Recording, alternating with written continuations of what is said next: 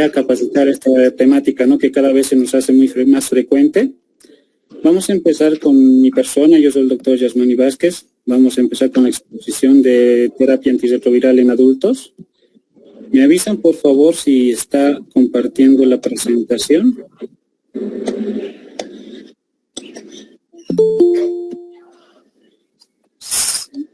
¿Se ve la presentación? Sí, doctor, muy bien. Si puede darle pantalla completa. ¿Está la pantalla completa, perdón? No, se ha quedado...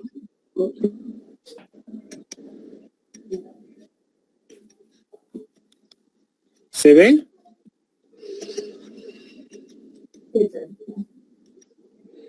Sí, yo veo. Ya. Entonces, muy buenas tardes nuevamente. Mi nombre es Yasmani Josué Vázquez Arias, soy médico ya tratante del CDVIR. En esta oportunidad vamos a hablar un poco de lo que es la terapia antirretroviral en adultos. Nos vamos a basar un poco en la guía y vamos a hacer una comparativa de la guía 2017, bueno, a la actual que recién se va a publicar, esperemos ya al año. Ya, empezando. ¿Qué es la TARO? Es la terapia antirretroviral y nosotros vamos a usar ¿con qué objetivo? El principal objetivo que tenemos va a ser controlar la replicación del virus, ¿no? Por recomendaciones tanto de la OMS y demás, se nos dice que debemos usar 3 antirretrovirales para poder controlar el virus de manera efectiva, ya que esta va a tener consecuencias graves en los individuos al inmunodeprimirlos, principalmente la línea celular que va a ser los linfocitos TCD4. De esta manera también vamos a permitir que el sistema inmunológico vaya a recuperarse, ¿no? Y de esta manera también la función inmunológica se va a recuperar y evitar de esta manera que tengamos enfermedades tanto oportunistas o la mayor frecuencia de enfermedades por el sistema inmunológico deprimido, ¿no? De esta manera también podemos ver que al mejorar este detalle de lo que es el sistema inmune, mejoramos la calidad de vida. Ahora, vamos a hablar un poco de lo que es la reducción de lo que es el riesgo de transmisión.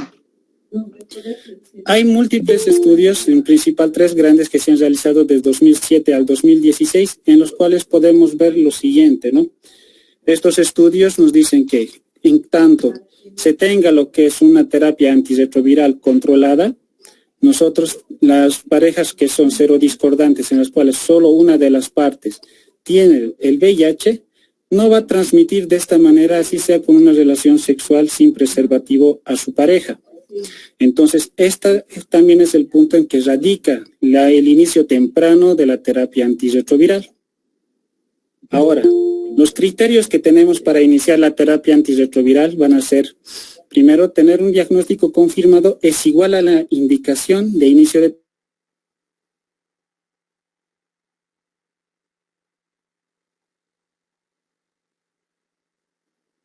de manera rápida tras el diagnóstico, nos ayuda tanto a la prevención del desarrollo de enfermedades oportunistas y enfermedades más frecuentes en el individuo y también el riesgo de transmisión a la pareja y también a otras parejas ocasionales que podría tenerse.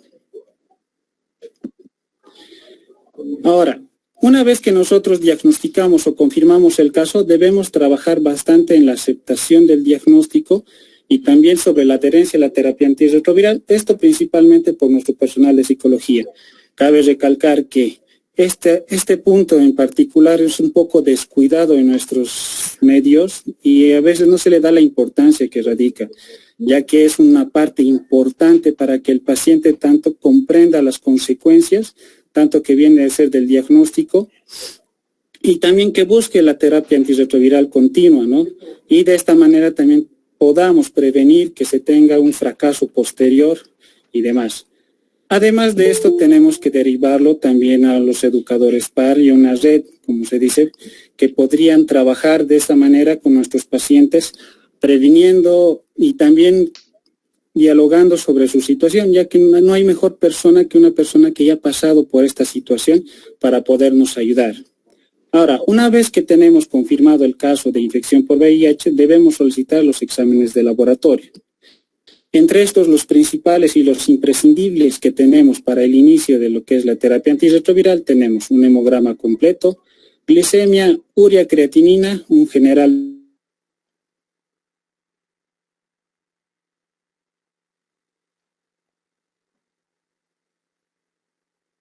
pero estos son los patrones imprescindibles para el inicio de lo que es la terapia antirretroviral. Posteriormente, ¿en quiénes podemos postergar el inicio de la terapia antirretroviral? En pacientes en los que tengamos duda a lo que vayan a continuar o tener una adherencia a lo que es a la terapia antirretroviral, en caso como ser en pacientes que están en situación de calle, tienen adicción a sustancias, o que en cierta manera tengan rechazo o se encuentren en fase de negación o depresión o no hayan asimilado de esta manera el diagnóstico, ya que estos pacientes van a tender a abandonar posteriormente lo que es la terapia antirretroviral. ¿Cómo optimizamos el uso de la terapia antirretroviral? Nosotros como médicos debemos buscar y hacer hincapié en que el paciente debe tomar la menor cantidad de comprimidos posibles, ya que esto va a ser de mayor facilidad para el paciente y también va a ser menos factible que vaya a fallar. Y de esta manera, si el paciente toma de manera correcta lo que es la terapia antirretroviral, va a tener una mejor adherencia como tal, y con esto garantizamos lo que es la supresión virológica y de la misma manera mejoramos la calidad de vida del paciente. Ahora, todos deberían estar asesorados sobre los efectos adversos. Esto es un punto clave, ya que muchos pacientes tienden a abandonar la terapia antirretroviral. Que bien, de esta manera nosotros como médicos, antes del inicio de la terapia antirretroviral, debemos explicar los probables efectos adversos que vayan a tener posterior inicio, ya que después de esto, estos pacientes van a tender a tolerar de manera progresiva de mejor manera y posteriormente ya no tener efectos adversos. De esta manera estamos preparando al paciente para que tenga confianza y aceptación y una buena adherencia a la terapia antirretroviral. Ahora, el tema de la adherencia trabajada por la parte del área de psicología y también la parte médica, nuevamente es de fundamental importancia. Tanto el uso de pastilleros, recomendación del uso de alarma, van a ser imprescindibles para que tengan y haya una costumbre y un desarrollo de un buen hábito hacia la toma de la terapia antirretroviral. Pero además tenemos que evidenciar los factores que vayan a influir tanto en lo que es el estilo de vida del usuario, que vaya a influir en la toma o en la mala toma de la medicación, ya que es en este punto en donde nosotros tenemos que buscar incorporar de la mejor manera la terapia al estilo de vida del paciente. Y posteriormente siempre derivarlo a una red de apoyo que nos ayude a también hacer un seguimiento tanto de la toma, adherencia y lo que son las consultas al CDVIR. Antes de ingresar a lo que es y poder ver la terapia antirretroviral, vamos a hacer un leve repaso viendo lo que es un poquito la replicación viral, en los cuales vamos a ver en qué puntos podríamos actuar a nivel de lo que es el VIH, ¿no? Del virus de inmunodeficiencia humana. Ahora, como breve repaso, vemos que la partícula viral va a hacer va a interactuar con los receptores CD4 a través de las glicoproteínas 41 y 120. Posteriormente, esta se va a fusionar con la membrana y va a liberarse de esta manera el material al citoplasma. De esta manera, una vez liberado en el citoplasma del leucocito TCD4, la transcriptasa inversa va posteriormente a transcribir el material, produciendo primeramente una hebra y posteriormente las 2 hebras de DNA de partícula viral. Una vez ingresado lo que es al material genético, el material genético va a ser transportado y va a ser enviado integrado al material genético del linfocito TCD4 a través de una enzima que se llama la integrasa, para posteriormente usar lo que es para poder usar el linfocito TCD4, transcriba y forme lo que es el RNA mensajero y en los ribosomas se produzcan lo que son los aminoglucósidos y péptidos que van a ser transcritos y también van a ser van a ser escindidos por una proteasa para formar las partículas virales que van a ser liberadas posteriormente. Entonces, en estos puntos es donde nosotros actuamos a partir de 4 familias de antirretrovirales. 2 familias van a actuar a través de lo que es la transcriptasa reversa inversa, y lo que va a hacer posteriormente va a ser, vamos a actuar a nivel de lo que es la integrasa y también de la proteasa. De esta manera vemos lo siguiente, tenemos 4 familias. Tenemos 4 familias de antirretrovirales, los cuales son los inhibidores competitivos de la transcriptasa reversa, inhibidores no competitivos de la transcriptasa. Yasmani, sigue la presentación en la lámina de objetivos de la terapia. No se cambió, perdón, pensé que se estaba cambiando. A ver, déjeme un momentito.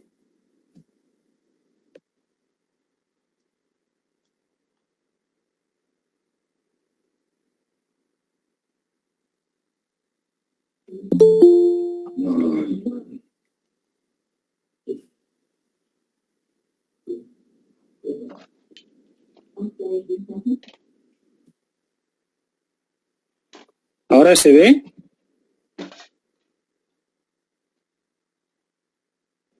No, no está subiendo, doctor.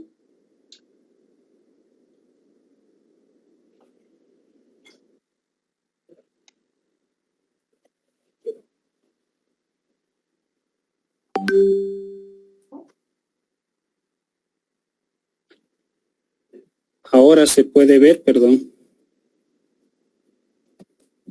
Sí, ahora sí, perfectamente, cuando guste, doctor. Perdón, entonces no vieron nada de las anteriores diapositivas. Como un breve repaso vamos a continuar, bueno, aprovechando los que han ingresado recién. Ya vamos a pasar lo que son donde nos quedamos. Ya.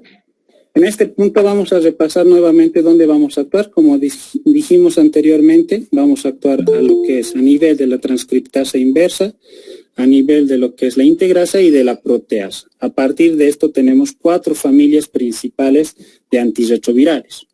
2 van a actuar directamente y van a inhibir a la transcriptasa reversa de manera competitiva o no competitiva. Entonces, estos van a ser la primera familia, el que más nos interesa son el tenofovir, la mibudina principalmente, que van a estar en las dosis fijas combinadas, que vamos a usar con mayor frecuencia. Posteriormente tenemos los inhibidores no competitivos de la transcriptasa reversa, que va a ser el efavirenz el principal actor. Ahora, con la integración de lo que son los inhibidores de integrasa, tenemos al dolutegravir, que podemos usarlo tanto como primera o segunda línea. También tenemos los inhibidores de la proteasa, los cuales van a ser el atazanavir, ritonavir, el principal y el más usado en lo que es adultos, y el opinavir, ritonavir principalmente.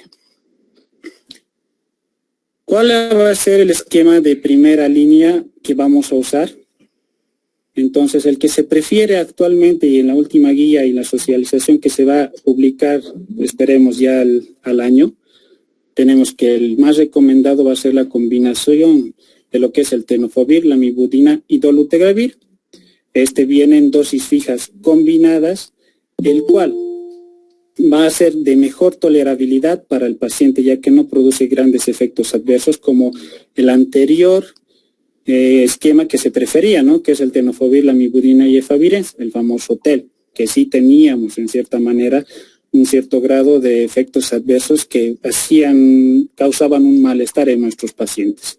Ahora, en caso de no poder usar cualquiera de estas 2 líneas que son las dosis fijas combinadas, ya podemos optar los otros antirretrovirales como el abacavir, la mibudina, sidobudina, la mibudina, ya sea el tenofovir, abacavir o sidobudina y la mibudina, ya combinados sean con evirapina, dolutegravir o efavirenz. Ahora, entre los efectos adversos que tenemos que tener con mayor frecuencia o tenemos que tener en cuenta, bueno, como esqueleto casi siempre tenemos lo que es la lamivudina para formar nuestra triterapia antirretroviral. En este caso, vemos que no hay muchos grandes efectos muy frecuentes, pero sí lo que es cefalea, insomnio, tos principalmente, ¿no? Ahora, el que sí tenemos que tener un poco de cuidado es el tenofovir. El tenofovir sí ha demostrado tener algunos efectos adversos, pero lo que mayor cuidado tenemos actualmente es en el tema de la parte renal, ¿no? Y la parte ósea, ya que el que actualmente tenemos disponible, lo que es en Bolivia, es el tenofovir disoproxil fumarato. Ahora, se está ya viendo la posibilidad de traer el tenofovir a la fenamida, que es mucho mejor tolerado y no tenemos este inconveniente, ¿no?, de tener esta parte de afectación ósea o renal. Entonces, tenemos dos, y esperemos nos llegue el tenofovir a la fenamida, pero ¿por qué? Porque este ha demostrado que a las 48 semanas también presenta un éxito virológico, y o sea, ha demostrado también que es un poco mejor que el tenofovir disoproxil fumarato. También se reducen los efectos tanto renales como óseos, y a pesar de que los estudios, bueno, no han podido evaluar de manera directa lo que es el tema renal y óseo, pero sí nos sugieren que hay una mayor seguridad clínica con el uso de TAF en la parte renal y ósea, ¿no? Pero uno de sus efectos adversos que también tenemos que ver a la larga va a ser el aumento de peso que nos puede producir con TAF. Ahora, lo que tenemos que ver también es el efavirenz. Bueno, este medicamento que fue muy usado, un antirretroviral muy bueno en su tiempo, pero que sí causaba múltiples efectos adversos. En caso de nuestra población, la mayor aquejación son los mareos, cefalea, somnolencia, insomnio, pesadillas que producían, ¿no?, en nuestros pacientes, y se quejaban bastante y a veces eran motivo de también querer abandonar la terapia antirretroviral. Pero gracias a lo que es una publicación también una publicación del ENCORE 1, fue la reducción de la dosis de efavirenz, que antiguamente usábamos el efavirenz de 600 miligramos, ya optamos por cambiar a lo que es a 400 miligramos. ¿Por qué? La conclusión de este estudio nos dice que no hubo inferioridad en combinación con tenofovir en tricitabina a las 48 semanas en pacientes naive. Y también hay menores efectos adversos y menos discontinuidad debido a estos efectos adversos, o sea que la población no abandonaba por esta causa principalmente. Ahora, con el advenimiento de lo que son los inhibidores de integrasa, el dolutegravir es uno de nuestros antirretrovirales estrellas y está pisando fuerte actualmente en nuestro país. Es uno de los mejor tolerados por los pacientes, no produce casi efectos adversos, o si los causa, van a ser muy bien asimilados con el paso del tiempo y posteriormente no refieren mayor aquejación de este. Pero sí, lo que se está viendo de este antirretroviral es el aumento de peso. Hay que tenerlo muy en cuenta, ya que en nuestra población, si hay un índice alto nomás de obesidad, entonces tenemos que tener muy en cuenta para el control del mismo. Ventajas también del dolutegravir versus el darunavir ritonavir. En un estudio que es el Flamingo, nos dice que el dolutegravir ha sido de mayor eficacia a las 48 semanas de uso. También se ha visto una mayor respuesta al dolutegravir en pacientes que tenían alta carga viral, y a la semana 40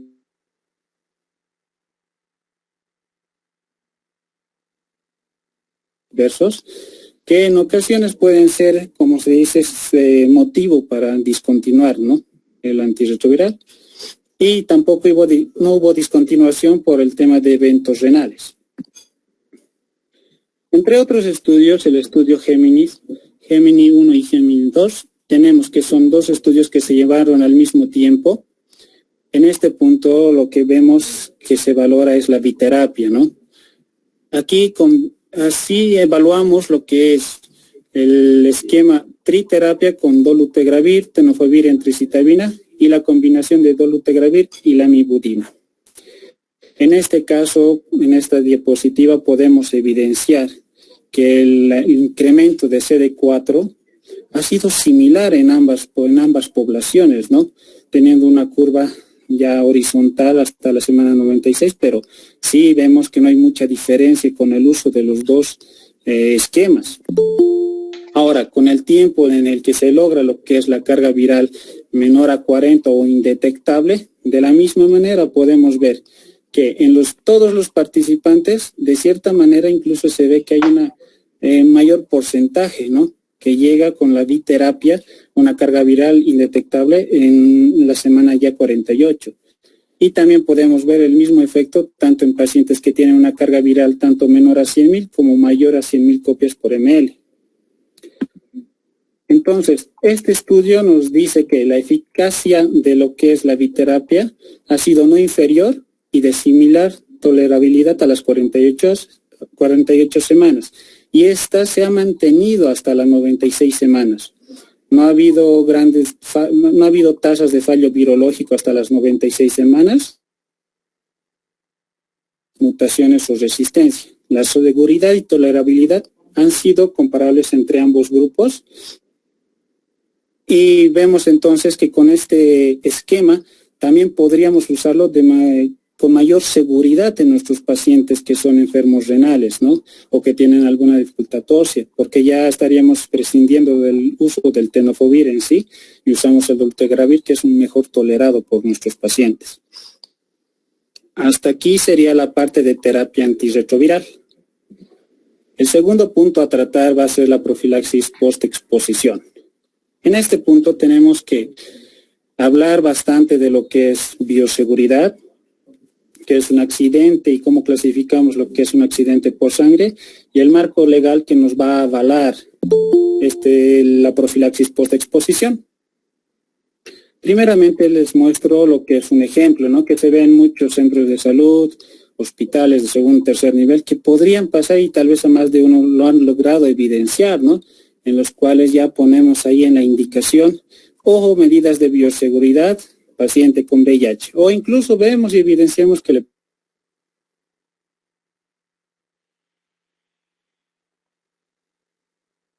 paciente con VIH.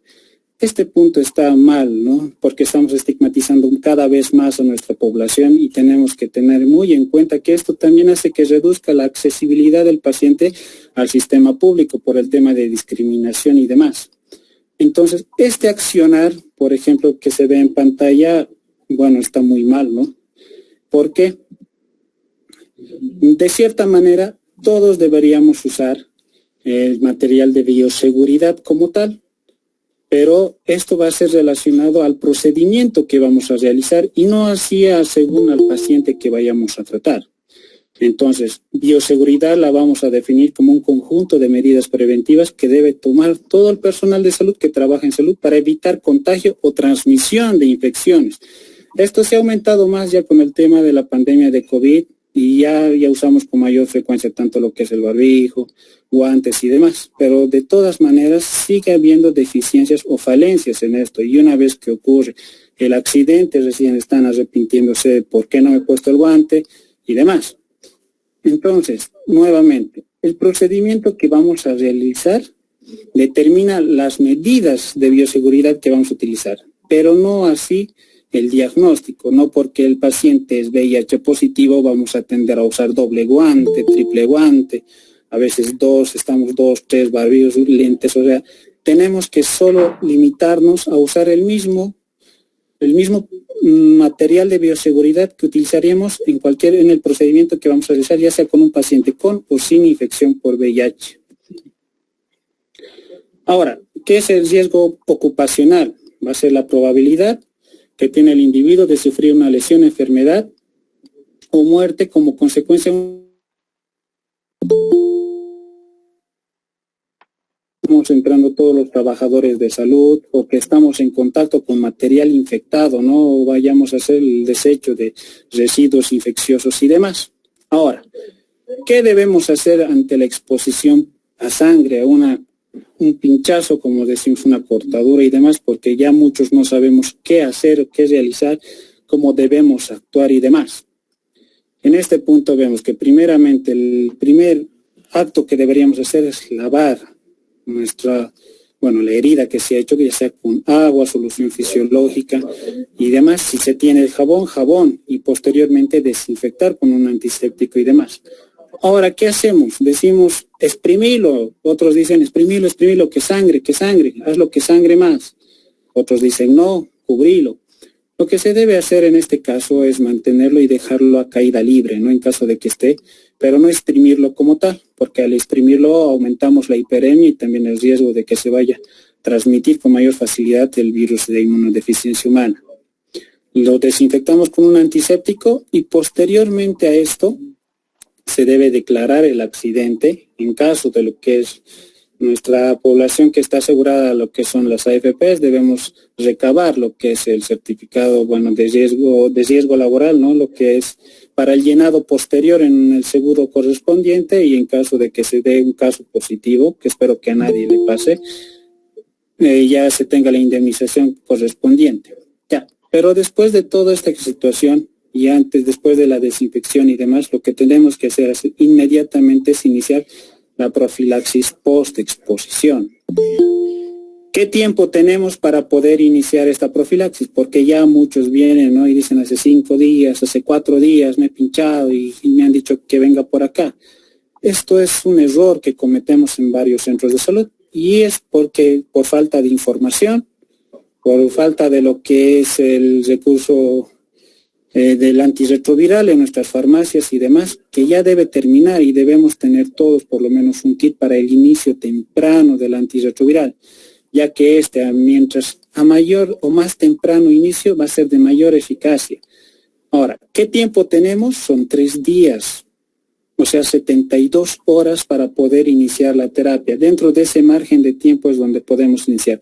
Pasado este tiempo, lo que pasa es que el virus ya se disemina posteriormente, ya llega a lo que es sistema linfático y demás, y ya en ese punto ya no podemos matarlo con nada, ¿no? Con ningún antirretroviral. Entonces ya es una transmisión efectiva y ya no podemos hacer nada más. Entonces tenemos las 72 horas para poder iniciar la terapia antirretroviral. Ya, nos llega, ya sea el personal de salud, primeramente tenemos que descartar una infección por VIH pasada. Para eso lo que hacemos es pedir una prueba rápida, ¿no? Y nuevamente iniciamos dentro de las 72 horas. ¿Y con qué hacemos la terapia? Es con la triterapia antirretroviral. Como en su caso vimos, las dosis fijas combinadas las podemos usar. ¿Qué tiempo? Durante 28 días posteriores. Estas son las pruebas rápidas que, bueno, no demoran en su realización y podemos realizarlo en nuestros centros de salud. Ahora, ¿a quiénes debemos iniciar lo que es la profilaxis post-exposición? Si se dan cuenta en este punto, ya sea la exposición percutánea, de mayor o menor gravedad, si el paciente es VIH positivo, debemos iniciarlo. Así estemos en exposición a mucosas, ya sea de mayor o menor gravedad, igual indicamos lo que es la profilaxis post-exposición. Ahora, en caso de lo mismo, de que el paciente y la fuente que tengamos sea VIH negativo, entonces no iniciamos la profilaxis post-exposición como tal, porque no tenemos, o sea, tenemos el estado serológico actual de la persona, ¿no? Ahora, en caso de que tengamos un VIH desconocido, que a veces pasa, ¿no? Que se ha ido el paciente, solo lo hemos suturado, se nos ha ido y demás, en ese caso tenemos que valorar cada caso. En caso de que sea una lesión de mayor gravedad, podemos recomendar la profilaxis post-exposición, pero si es de menor gravedad, valoramos muy bien, y si no hay, como se dice, una lesión profunda, sangrado activo, o no hay una cantidad suficiente de material biológico, entonces no recomendamos la profilaxis post-exposición. ¿Qué artículo tenemos o que nos indique que hagamos la profilaxis post-exposición? Estamos hablando de la ley 3729 en el artículo 30, donde nos refiere a que cualquier persona que como efecto del trabajo se exponga al VIH-Sida y se conozca el riesgo de adquirir, debe recibir de inmediato el tratamiento antirretroviral profiláctico, ¿no? En este caso, entonces, esto es nuestra norma que nos avala que demos la profilaxis post-exposición.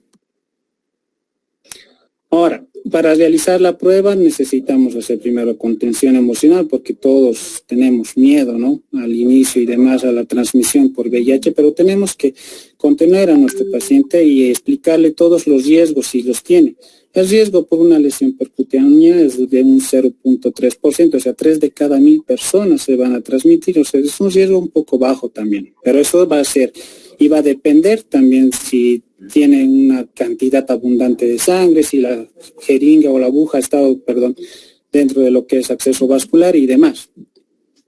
Y lo que es la prueba rápida que le hacemos al inicio debe ser voluntaria y también confidencial. Ya, la prueba rápida para VIH es el método que actualmente y el algoritmo que estamos utilizando para la detección de esta enfermedad y también para realizar el diagnóstico en nuestra población adulta. En esto lo preferimos porque es un procedimiento que se realiza fácil, se le puede leer e interpretar fácilmente y se puede hacer en el mismo lugar donde se ha ocasionado, no necesitamos de otro material o de algún otro aparato que necesitemos para poder procesar la muestra, ¿no? Esta se puede leer ya dentro de los 30 minutos y tampoco necesitamos refrigeración ni alguna otra condición para su almacenamiento o transporte. Tiene alta sensibilidad y también especificidad. Entonces aquí está lo que nos muestra que es un resultado reactivo en la cual las dos líneas no están marcadas. Siempre el control debe marcarse entre toda prueba para ver que la prueba esté buena, confiere en otras palabras. Y lo de abajo es una prueba no reactiva, ¿no? Donde no se ha marcado la parte reactiva del paciente. Ya, esa es la parte ocupacional. Pero ahora, ¿qué pasa con la exposición ocupacional? En este caso ya es fuera del ámbito del trabajo que se nos puede ocurrir. Principalmente ocurre en las relaciones heterosexuales, homosexuales también, o también con el uso de sustancias, drogas y demás parenterales, los cuales pueden tener alguna exposición o riesgo de transmisión y es principalmente donde se transmite, ¿no?, esta enfermedad en las relaciones sexuales como tal. Ahora, nosotros vemos en este punto que sí, también hay un artículo que nos cubre la profilaxis post-exposición, pero solo a los que son víctimas de delitos de violación y estupro, y lo especifica así en el artículo 31, que dice que toda persona que hubiera sido víctima de delito de violación o estupro debe recibir de inmediato el tratamiento antirretroviral establecido.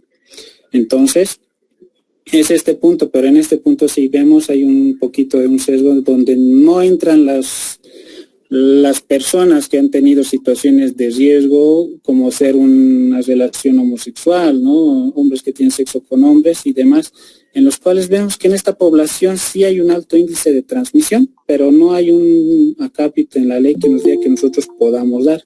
Pero ahora ya con la actualización de la guía y demás, bueno, cada caso debe ser valorado y depende si va a recibir o no esta persona la la profilaxis post-exposición, ya va a ser a criterio de cada médico de la valoración que tenga y el riesgo que haya tenido en el contacto con esta otra persona, ¿no? Ahora, en este cuadro podemos ver que el material más infectante o altamente infectante va a ser sangre o los fluidos que van a contener sangre visible. Ahora, los que son potencialmente infectantes van a ser semen, secreción vaginal, líquido cefalorraquídeo, pleural, pericárdico, peritoneal, amniótico, etc. Y también un punto es la leche humana. Es por eso que nosotros contraindicamos, ¿no?, la lactancia materna en caso de que el paciente tenga VIH confirmado. Ahora, los que no van a ser infectantes van a ser ya la orina, heces, saliva, vómito, secreción nasal, lágrimas, sudor, tampoco el esputo, siempre y cuando estos no vayan a tener lo que es sangre visible como tal. Ahora, también tenemos que valorar el tipo de exposición. En este caso, el tipo de exposición, la más frecuente va a ser una relación sexual heterosexual. Ya ese es nuestro punto de partida. Ahora, en cada caso también tenemos que ver si la persona que se está exponiendo a la situación de riesgo es el varón o mujer, y cada caso tiene su porcentaje de riesgo como tal. Entonces hay que valorar cada caso individualmente. Ahora, el estado de la persona fuente En caso de lo que es la exposición ocupacional, podemos tener en ocasiones lo que es el estado serológico, porque el paciente o está internado o está para control, donde podemos llamarlo o hacerle la prueba rápida como tal. Pero en caso de lo que es una exposición no ocupacional, el estado de la persona fuente generalmente se desconoce porque son relaciones sexuales muy ocasionales y que no conocen generalmente a la otra parte, ¿no? Y no saben si tiene o no. En este caso ya hay que valorar cada caso y en qué sentido se realizó lo que es la exposición. Ahora, la cantidad del virus del inóculo.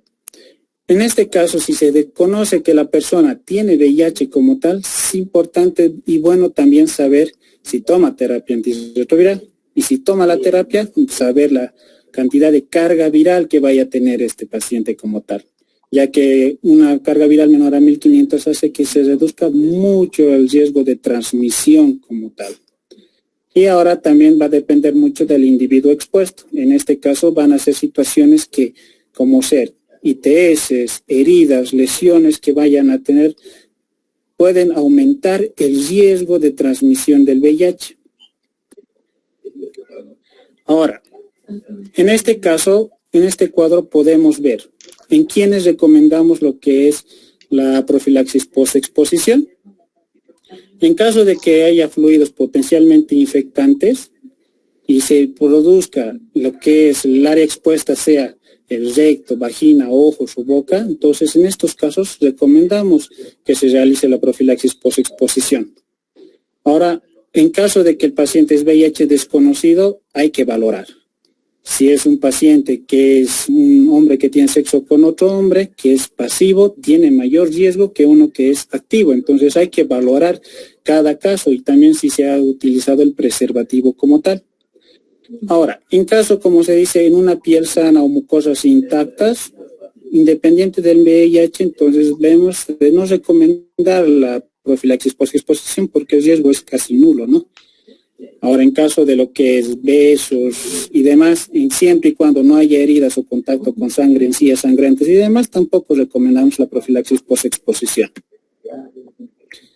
¿Qué personas tienen alta probabilidad o son consideradas que podrían tener alta probabilidad de VIH? Son hombres que tienen sexo con hombres, usuarios de drogas parenterales, trabajadores sexuales, personas que estén o hayan estado en centros penitenciarios o personas que provengan de un país donde la prevalencia sea superior al 1% en el tema de VIH, ¿no? O en su caso que sea un agresor sexual. Aquí podemos ver y valorar el porcentaje, ¿no? Según mil personas, ¿cuál es el riesgo de transmisión? En caso de transfusión sanguínea, vemos que es muy elevado, es de 9.250 personas por 10.000 exposiciones, entonces es muy elevado. Y cabe en este caso, en sexo anal, se ve que ahí está como segundo lugar con 138 por 10.000 exposiciones como tal. Ahora, personas que son y comparten agujas con drogas como tercero, y lo que es un accidente, ¿no? Un pinchazo percutáneo con aguja como cuarto, ¿no? Ahora, en caso de lo que es nuestras personas, los adultos que sufren este tipo de accidente, tenemos los esquemas que podemos usar. Principalmente se va a buscar lo mismo que en el anterior caso, una monoterapia, una dosis fija combinada, si se quiere, con tenofovir, amibudina, dolutegravir, que es nuestro esquema mejor tolerado, ¿no? Y solo debe tomar por 28 días. Ahora, en caso de que no se pueda usar el tenofovir, ya se ve de cambiar a abacavir o sidobudina, si ustedes gustan. Eso es todo. Si tuvieran alguna pregunta, duda, perdón.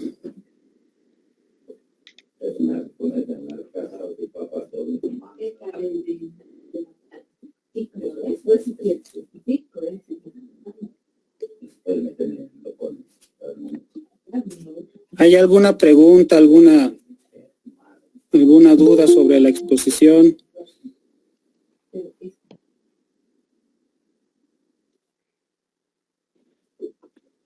Buenas noches. Hola. Buenas noches, sí, le escucho. Ronald, ¿cómo está? Buenas noches. Excelente su exposición, doctor, muchas felicidades.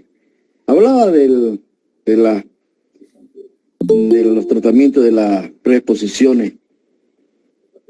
Es bueno, doctor, que se pueda enfocar este acápite para el uso indiscriminado del tratamiento de preexposición. No sé si puede usted explicar, digamos, si una paciente ha hecho un tratamiento profiláctico y a las 32 días, acabó los 28 días y a los 32 días ella obviamente tuvo una relación, un contacto sin preservativo, siendo su pareja un VIH positivo y actualmente en tratamiento, aparentemente. ¿Debe de continuar el tratamiento profiláctico en la paciente? ¿Debería continuar el tratamiento profiláctico en la paciente? ¿Cortaríamos el tratamiento? Perdón, ¿Qué debemos hacer en este tipo de tratamientos con ellas? Disculpe, le escuché hasta la parte que dijo que se expuso sin preservativo y viene a las 32 días, si no me equivoco. Sí. Ya eso hizo su esquema de 28 días, ¿no es cierto? Claro. Ya hizo. ¿Debemos continuar? O sea, ya... ¿Debe de continuar? Ya. Teniendo una relación a los 32 días, estoy diciendo. Ya cumplió sus 28 días. Es por exposición. Ya. Mire, el detalle es el siguiente, ¿no? Usted me está hablando de dos relaciones sexuales como tal, separadas. Bueno, la indicación como tal a la primera relación sexual sí debería hacerse, se ha administrado los 28 días. Ahora, pero a los 32 días ya es otra exposición, pero nosotros no, como le digo nuevamente, en la ley no nos cubre el uso de lo que es el antirretroviral en una relación, por ejemplo, sexual consentida, ¿no? Que generalmente es lo que pasa en los locales, en las fiestas y demás, en los cuales se tiene una relación por única vez con una persona y otra persona. Como tal, se debe valorar cada caso. Si es una persona, como se diría, homosexual, si tiene mayor riesgo. Ahora, si es una persona heterosexual, se desconoce de la fuente, entonces no está recomendado el uso, ¿no?, de la parte del antirretroviral, siempre y cuando esté, bueno, no sea, como le digo nuevamente, en hombres que tienen sexo con hombres. Ahora, es un poco controversial este detalle de a quiénes podemos iniciar el antirretroviral. Ahora, sí se puede usar a todas las personas que vayan a tener una situación de riesgo, y hay que valorar que es una situación de riesgo. Por eso es que nosotros debemos ver el riesgo que tiene según el tipo de relación sexual. Personas, relaciones heterosexuales casi no tienen una frecuencia. Ahora, peor si es el varón, el que se ha expuesto, tiene un mínimo riesgo de transmisión, entonces, y es a criterio médico de cada uno, ¿no? Pero no es que cada vez que tenga la relación sexual con diferentes parejas podamos darle la profilaxis post-exposición. No sé si está un poco claro, qué duda más tiene. A ver, es bueno que hagamos entender al panel para que estamos... Es importante estos temas porque el día a día le puede llegar a tener estos tipos de pacientes en todos los otros CDVIR.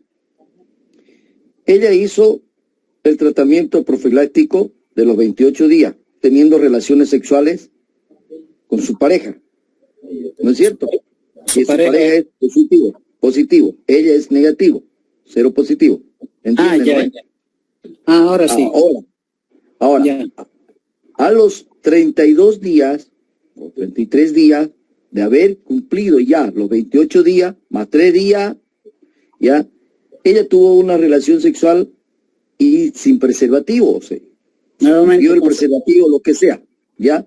¿Debemos continuar el tratamiento profiláctico con ella?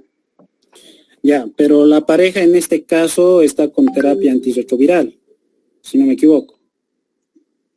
Está con... hay que evaluar, bueno, si es su pareja conocida y también tiene terapia antirretroviral. Sí, ahora es conocida, pero es que es conocida, digamos, pero él no se tiene datos, digamos, que él era una persona regular, porque son pacientes en tránsito. Ya, pero es su bueno, pareja estable. ya, pero debemos, en este caso, bueno, yo le sugeriría ver el tema de la carga viral del paciente, ¿no? Y eso es lo que entra al inicio, lo que mencioné, los 3 estudios, tal vez no se vio en la presentación, pero en esos estudios demuestran que no hay transmisión como tal y no se ha detectado transmisión en tanto el paciente con el que se haya expuesto, en este caso la pareja, esté con una carga viral indetectable, ¿no? Si es de esta manera, entonces debemos, o sea, podemos prescindir también de lo que es la profilaxis, ¿no? Pero hay que ver mucho la relación de la carga viral y la paciente. Y ahora también el volverle a dar, si es una carga viral indetectable, para mí no. Pero ahora si es una carga viral detectable y demás, yo sí tal vez podría volver a dar lo que es la profilaxis post exposición. Ok, gracias. ¿Alguna otra duda?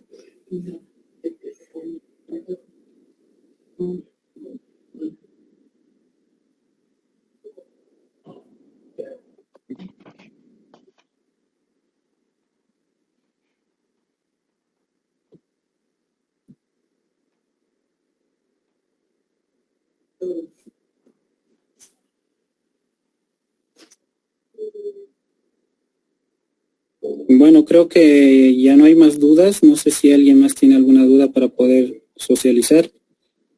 Mi estimado doctor, tenemos ahí en el chat de preguntas de Ricardo Ceballos Pizarro.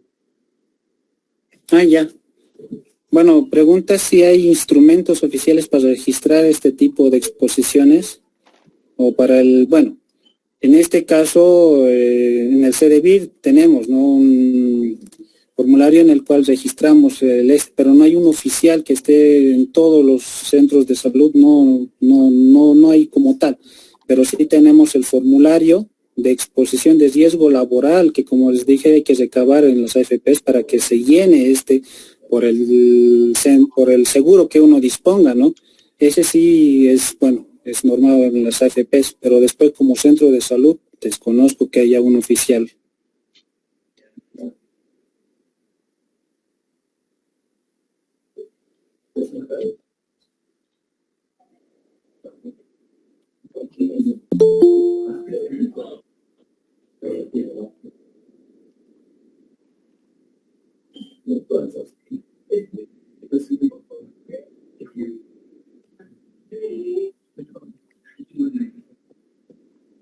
En el chat tienes otra. Dice que, bueno, ¿qué procedimientos se toma para dar la profilaxis post-exposición? Bueno, primeramente, la profilaxis post-exposición en caso de violación debería venir con su respectiva denuncia como tal, ¿no? O parte a lo que es la policía o el servicio social, familiar y demás.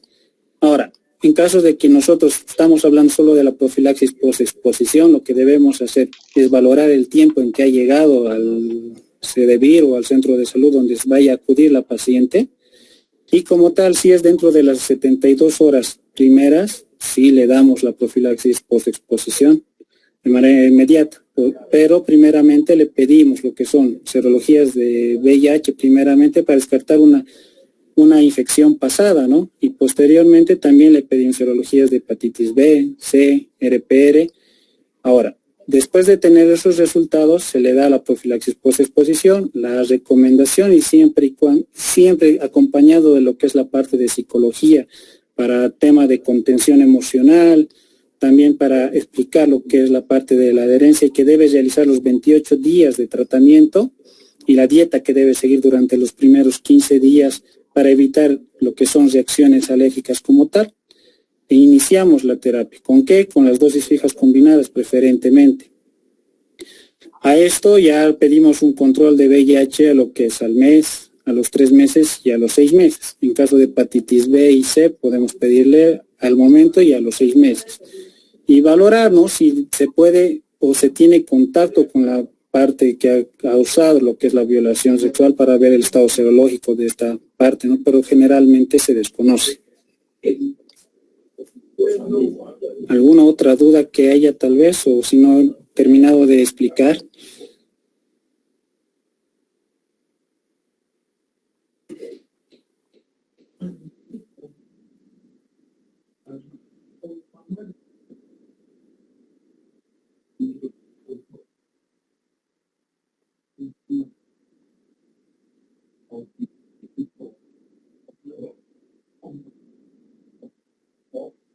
Bueno, si no hay más preguntas, creo que con esa parte terminaríamos esta exposición, doctor. Al parecer, sí, esa fue la última pregunta, mi estimado doctor Yasmani Vázquez. Queremos agradecer su valiosa exposición y compartir su tiempo y despejar las dudas en el tema a desarrollar.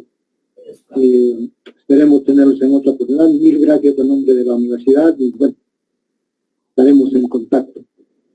Listo, gracias. Si me permiten también invitar al doctor Walter Flores, que está ya en la plataforma, mi estimado doctor. ¿Cómo están? Buenas noches. Cuando guste, doctor, puede subir su presentación. El tiempo es de usted.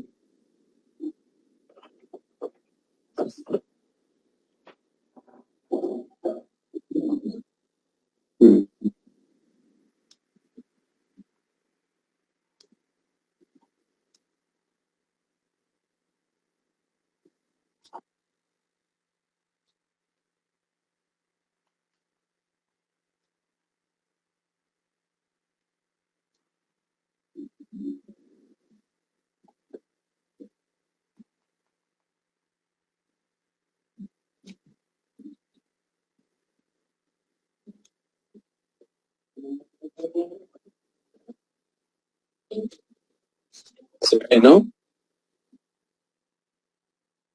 ¿Está? Sí, doctor. Sí, está subiendo, mi estimado doctor. Si puede darle la pantalla completa. Yo ya la tengo en pantalla completa, creo que es el tema del internet. No, es como mi caso, doctor. Y póngale que compartir como dice, tu pantalla completa, compartir tu pantalla completa, no solo la ventana. Ya.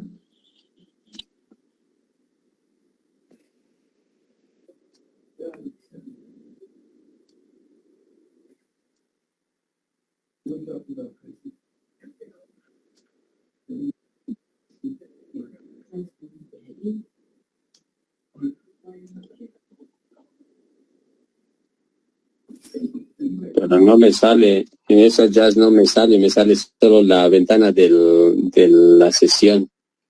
Donde está esa flechita, ¿no? Donde es para compartir, ahí dice la pantalla completa. Un cachito. Ahí a la izquierda, abajo. Ahí está, ahí entra su presentación ahora y vuelvo a lograr. Ya está compartiendo su pantalla. Sí, la pantalla está, pero mi presentación no. Vaya al PowerPoint, dele. Sí. Ahí. Cómprese una computadora, doctor. Muy antigua, ¿eh? Estoy en la computadora y en el teléfono que agrego. Alt Tab, póngalo.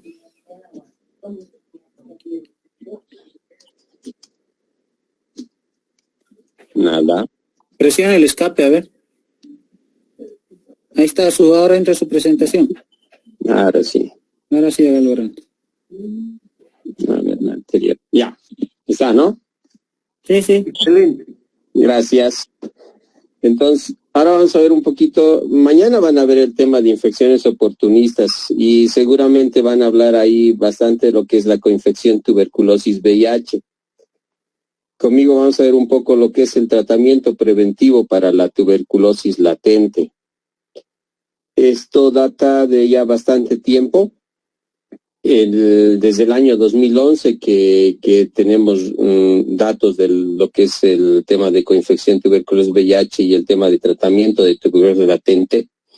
Pero el año 2018, en septiembre, las Naciones Unidas en una reunión extraordinaria o en la primera asamblea de alto nivel que han tenido, se han comprometido a reducir para este año el tema de la carga de tuberculosis, tomando en cuenta darle tratamiento preventivo para evitar enfermar tuberculosis a aproximadamente 30 millones como meta de personas a nivel mundial. 24 millones estaban comprendidos entre las personas que son contactos de personas que tienen tuberculosis y 6 millones de personas con infección por VIH. Esa es la meta que tenían para este año. En realidad, el fin o la estrategia de ponerle fin a la tuberculosis tiene metas hasta el año 2025. Más o menos el cuarto de toda la población mundial, la cuarta parte, tiene una infección latente por el Mycobacterium tuberculosis, una tuberculosis latente, o sea, no desarrolla la enfermedad o no ha desarrollado la enfermedad. Y la idea es que existe el riesgo de que esto llegue a desarrollarse o a desarrollar la enfermedad de estas personas, sobre todo si tienen compromiso de su sistema inmune. Y en eso entran obviamente las personas con VIH. Una persona que tiene infección latente o infección por tuberculosis latente no va a tener síntomas y obviamente no va a contagiar, pero puede progresar o evolucionar a desarrollar la enfermedad, y esa progresión tiene un promedio más o menos de 5 al 10% en la población general. 5% el primer año y luego el resto. Hay algunos estudios que han demostrado que de ese 5% que puede llegar a desarrollar la enfermedad, al año siguiente o en el año siguiente de haber tenido contacto con una persona diagnosticada con tuberculosis, el 75% puede enfermar. Y en los siguientes o en los primeros 2 años, el 97% podría enfermar tuberculosis después de haber tenido contacto con una persona con tuberculosis. Entonces, esta es la estrategia de la OMS para poner fin a la tuberculosis. Y esta estrategia da prioridad a lo que es el tratamiento preventivo para tuberculosis, la TPT, así está su sigla actual. ¿Qué recomendaciones tiene o qué medidas asume esta estrategia? Tamizaje para tuberculosis. En este caso, recomienda 2 pruebas para lo que es infección por tuberculosis latente. La prueba de tuberculina, que en nuestro país obviamente no hacemos porque todos saldríamos reactivos o todos saldríamos reactivos, y el IGRA. También recomienda el control de infecciones, la prevención y atención de la infección por VIH, hay que darle prioridad a esto y sus comorbilidades, el acceso universal a la atención de salud en todos los estados miembros de UNOCIDA o de las Naciones Unidas, la protección social y la mitigación de la pobreza. Todos estos factores o todas estas líneas de acción o todas estas medidas que recomienda son en pos de ponerle fin a la tuberculosis.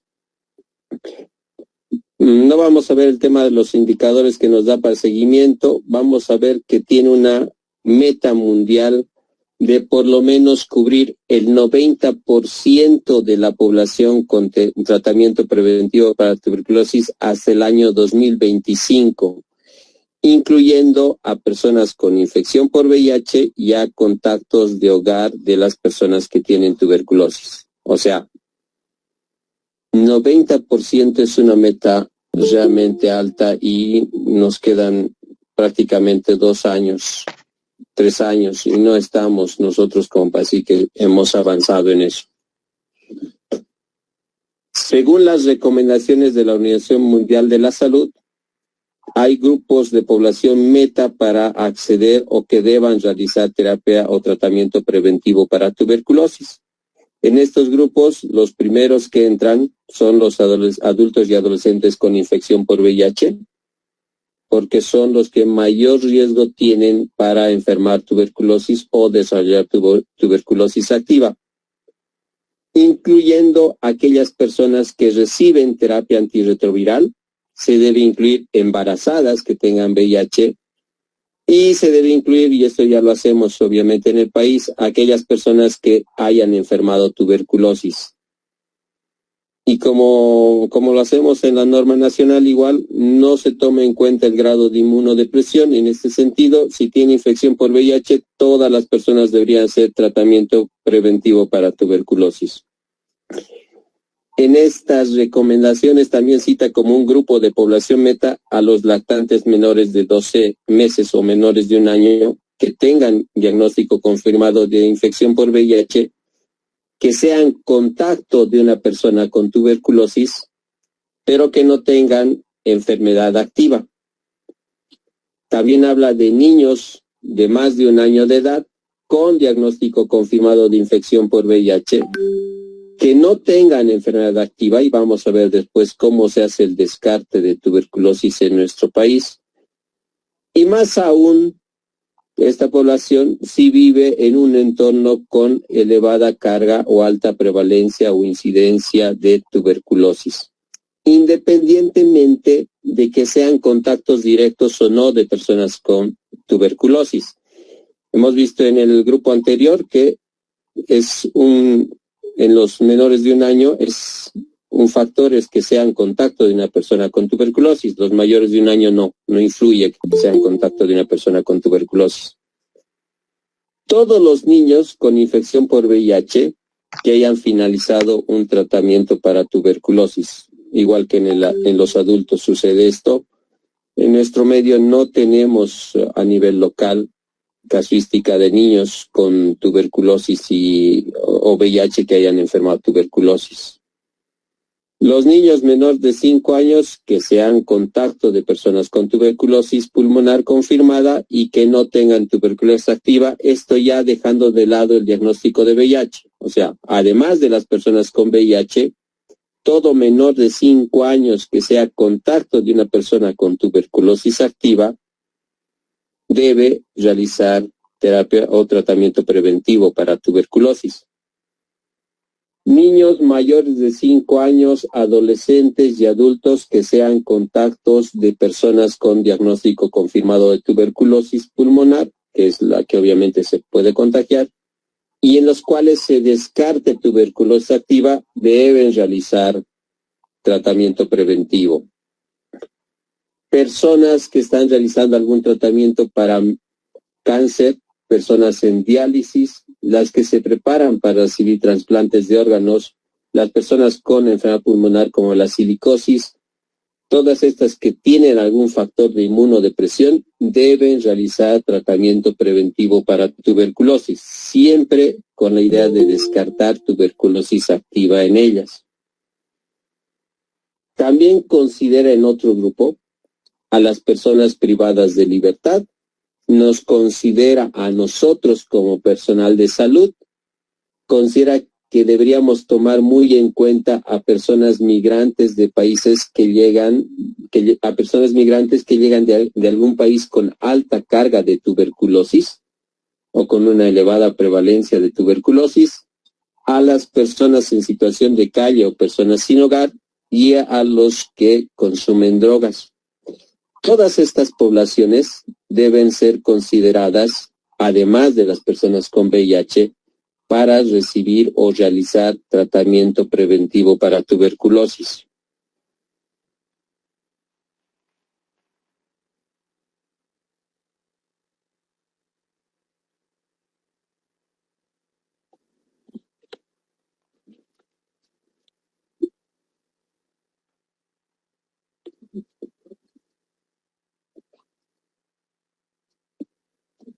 Como te he dicho, el tema seguramente de coinfección lo van a ver el día de mañana. La tuberculosis es la causa más frecuente de muertes relacionadas a la infección por VIH en todo el mundo.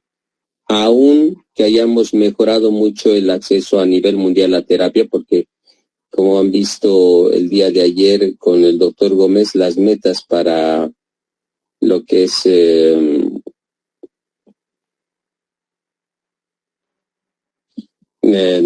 las metas mundiales de UNOCIDA han subido ya a 95, y nuestras metas, nuestra cascada de atención nacional tiene ya logrado un 97% en el acceso a diagnóstico en personas con VIH sobre las personas estimadas, pero nuestra carga nuestra cascada, nuestro pilar relacionado a la terapia y a la carga viral suprimida, tienen caídas bien drásticas, del 62 y 48%.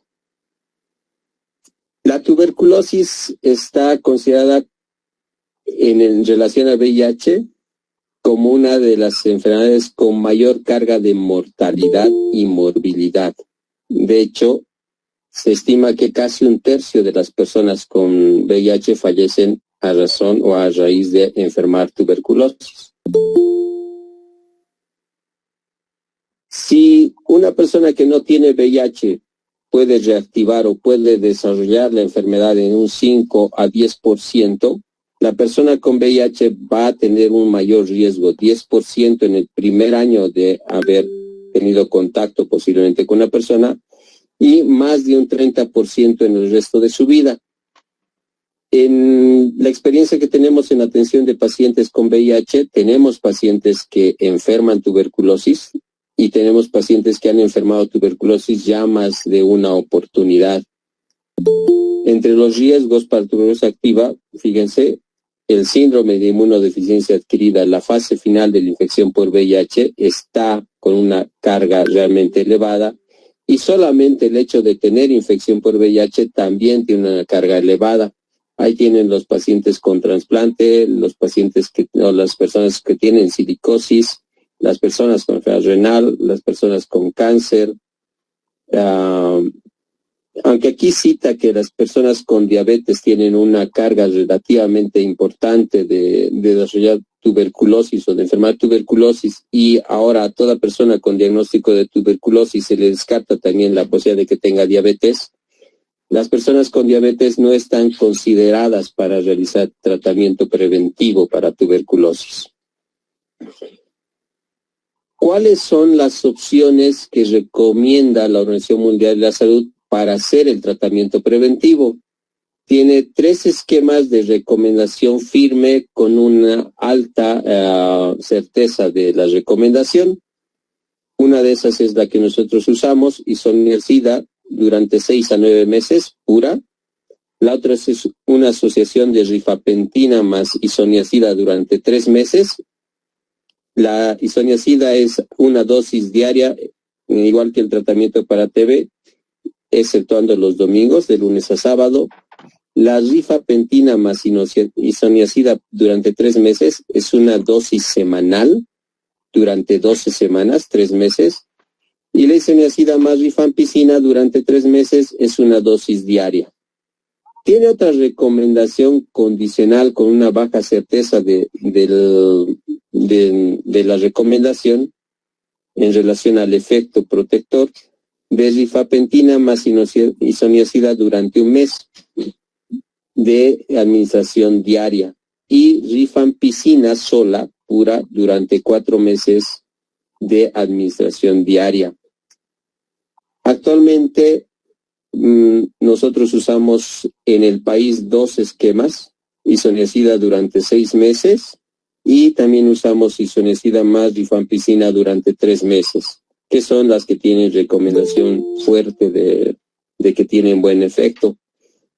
La estimación del efecto de los esquemas se ha determinado a nivel internacional por 5 años aproximadamente. O sea, tiene un factor preventivo de 5 años que no vas a desarrollar, o la persona con VIH no va a desarrollar enfermedad por tuberculosis.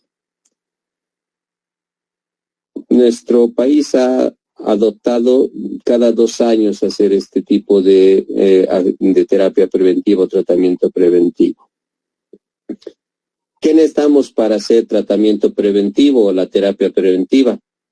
Descartar tuberculosis activa, y esto está dentro de las actividades de colaboración. El Programa Nacional de Enfermedades Infectocontagiosas, no vamos a hablar de la estrategia o de la parte de tuberculosis, sino vamos a hablar de reducir la carga de tuberculosis en personas con VIH. Para esto tenemos tres pilares: la búsqueda intensificada de casos de tuberculosis, la terapia preventiva para tuberculosis y obviamente controlar el control de infecciones.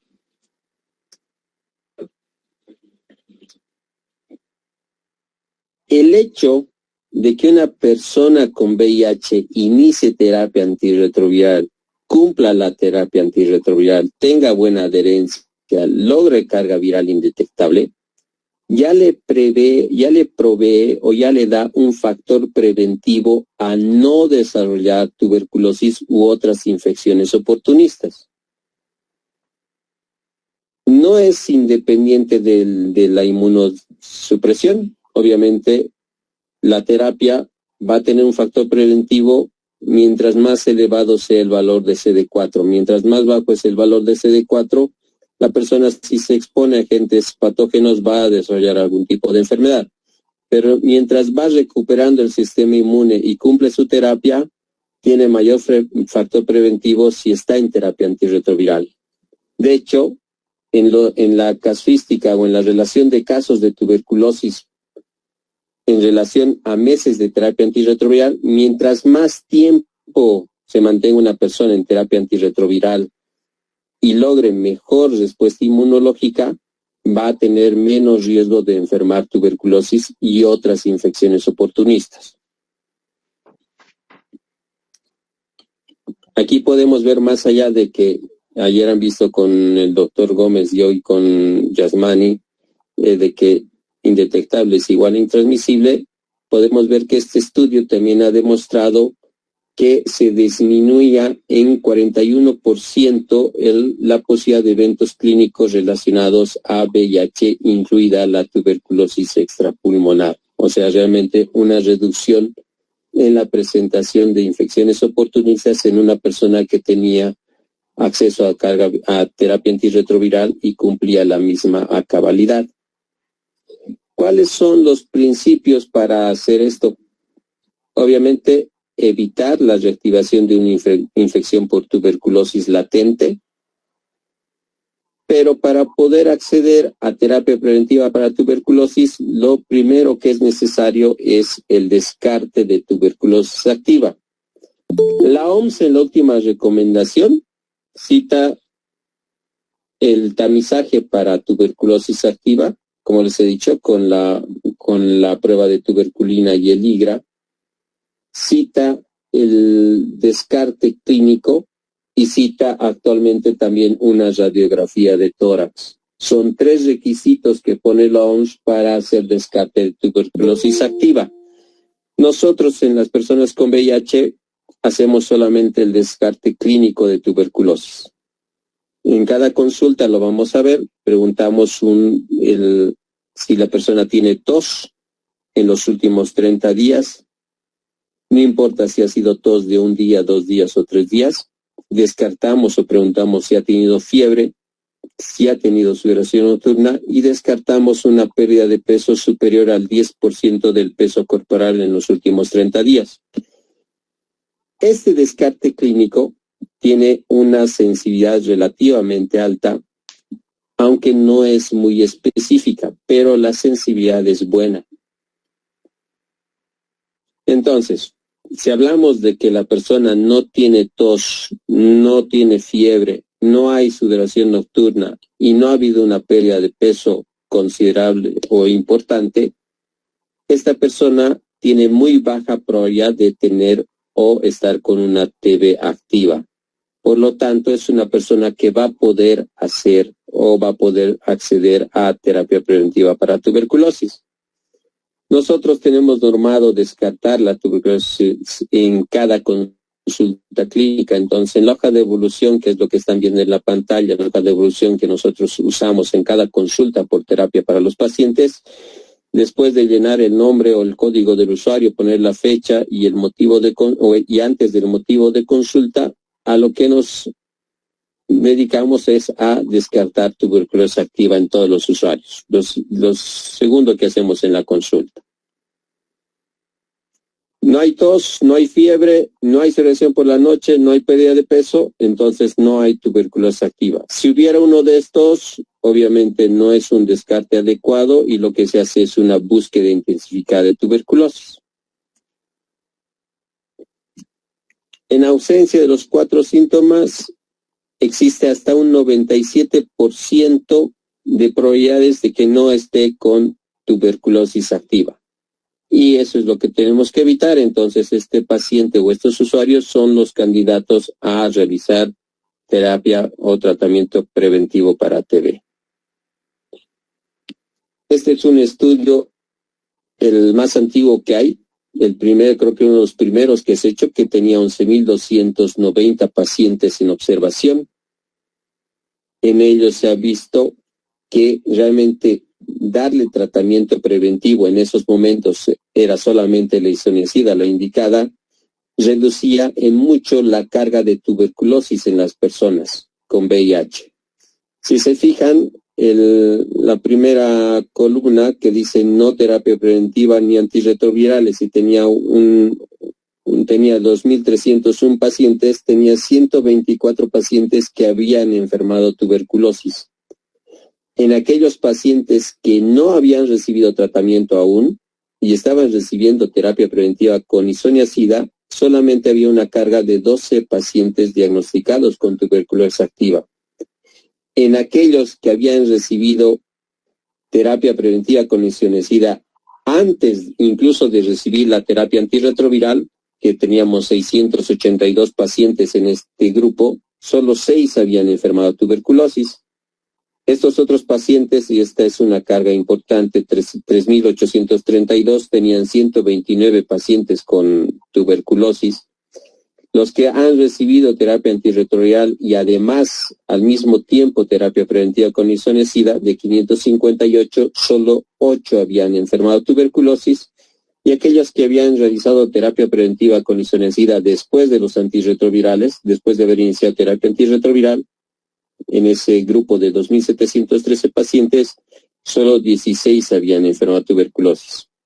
Entonces, este estudio, que es uno de los primeros que se ha hecho, demostraba que darle terapia preventiva a los pacientes con VIH prevenía el desarrollar o enfermar tuberculosis. Tenemos criterios para que una persona en la guía nacional, que es la última actualización es del año 2018, la guía de coinfección tuberculosis VIH, para seleccionar a los pacientes que deben realizar terapia preventiva. Algo que es importante acá es que en los criterios de no elegibilidad están los pacientes que son pacientes que realmente tienen mayor riesgo de enfermar tuberculosis, como son los pacientes con mala adherencia. Vamos a ver al final una recopilación de información que hemos sacado nosotros en el CDVIR de lo que es Cochabamba, pero este grupo de pacientes con mala adherencia son un grupo que realmente tiene riesgo de enfermar tuberculosis.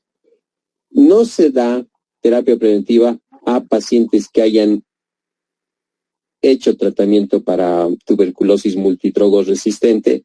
Tampoco se le puede dar terapia preventiva a los contactos de pacientes multidrogos resistentes, y esto no solo sino de todos los otros grupos de población que deben acceder a terapia preventiva o a tratamiento preventivo. En estos casos no. Y obviamente aquellos que hayan tenido algún tema de hipersensibilidad isoniazida o un tema de daño hepático, obviamente tampoco van a poder hacer nuevamente un nuevo ciclo de terapia preventiva. En Cochabamba, bueno, a nivel nacional, la recomendación para hacer tratamiento preventivo para tuberculosis es que el programa de tuberculosis debería brindarle isoniazida a los CDVIRs y los CDVIRs prescribir la isoniazida en la receta de junto con los antirretrovirales cada vez que el paciente viene a la consulta, de manera mensual, idealmente. En Cochabamba, el programa de tuberculosis, porque no puede garantizar para ellos, no pueden garantizar de que los pacientes van a tomar ese medicamento, no se ha decidido eso, sino que en Cochabamba la terapia preventiva se hace en los centros de salud y se hace en la modalidad DOTS. Entonces, del CDVIR, un paciente que es evaluado para tuberculosis y tiene descarte de tuberculosis activa, recibe este formato de referencia, que es el que manejábamos antes, ahora manejamos el formato del programa, y con él debe ser enviado a su centro de salud más cercano a la zona donde vive o donde tiene su seguro para ahí realizar los 6 meses de tratamiento preventivo. En nuestro país,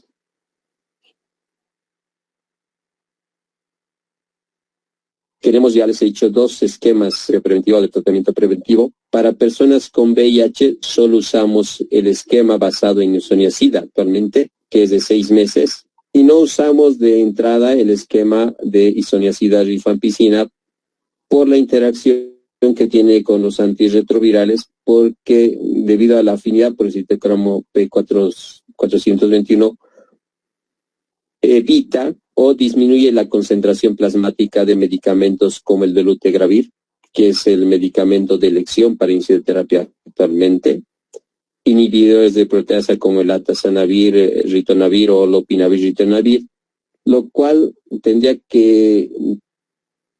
tendríamos que aumentar las dosis de los medicamentos, y lo cual significa obviamente también no solamente un tema de mayor necesidad de compra estratégica de medicamentos o el riesgo de desabastecimiento si tendríamos que poner a todas las personas en profilaxis o en tratamiento preventivo, sino también el tema de efectos adversos para los pacientes, el aumento de la toxicidad, sobre todo con los niveles de proteasa.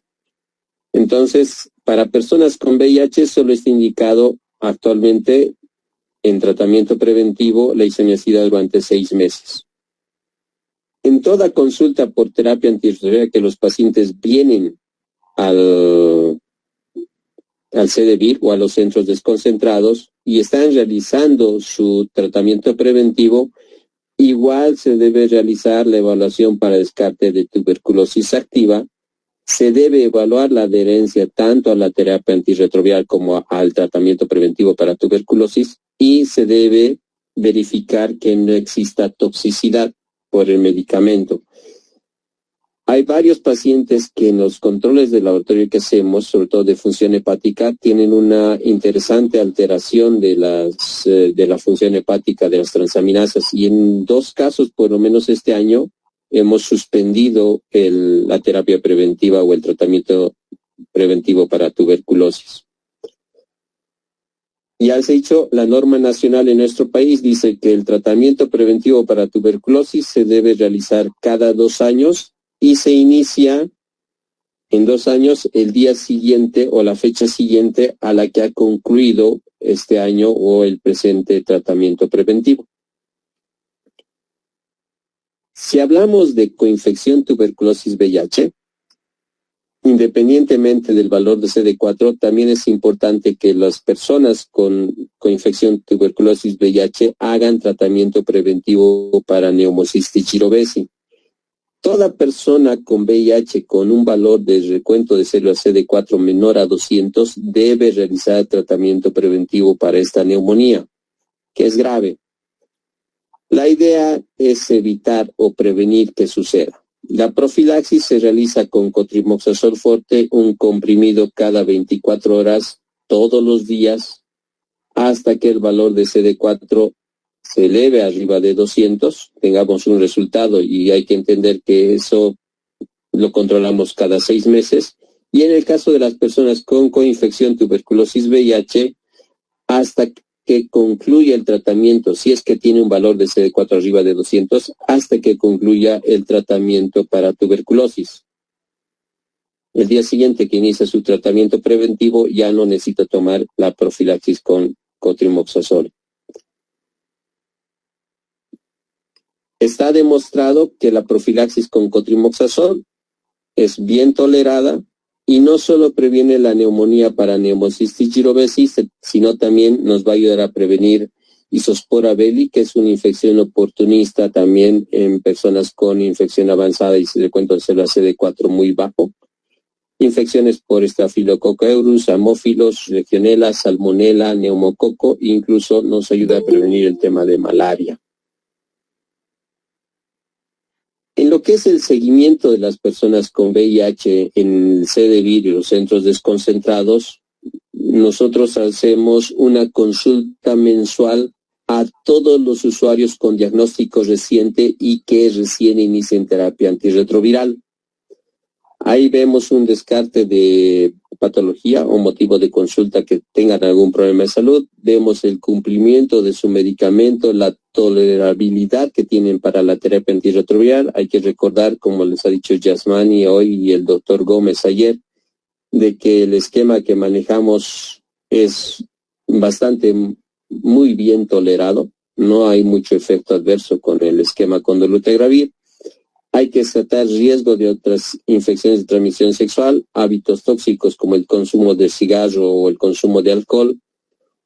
Hacemos una exploración física minuciosa, sobre todo al inicio, en el momento del diagnóstico, y luego en base a la sintomatología, comorbilidades que presente la persona o riesgo de infecciones oportunistas de acuerdo al tema del CD4 y el síndrome de reconstrucción inmune, que es importante en el tema de tuberculosis. Eso tal vez lo van a ver mañana.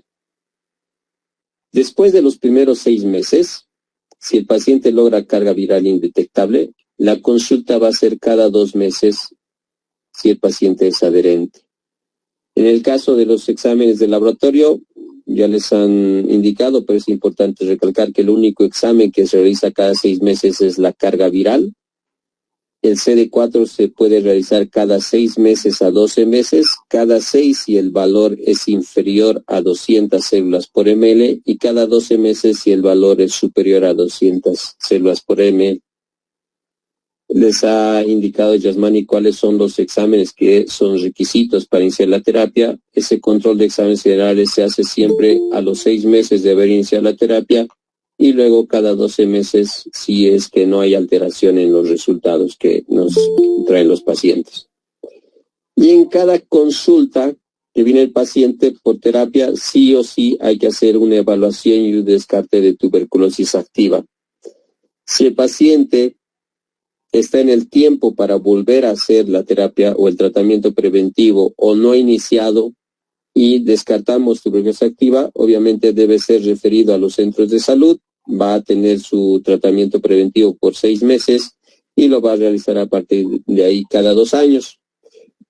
Es interesante y es muy bueno, es realmente bueno que varios centros de salud donde tenemos usuarios que se atienden por distintas patologías que no es exactamente infección por VIH, el personal del programa de tuberculosis ya conoce al paciente o el personal del programa de tuberculosis busca al paciente porque ya le corresponde volver a iniciar un ciclo de tratamiento preventivo para tuberculosis.